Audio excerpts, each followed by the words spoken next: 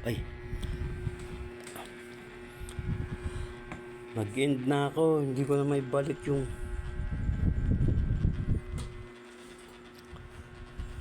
aking live. Kung ano na napindot kasi, likot ng daliri eh.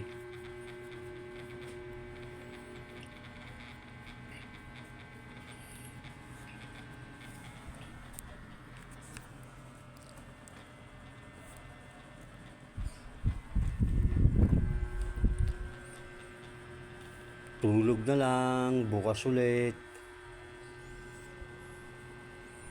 Salamat sa suporta niyong lahat.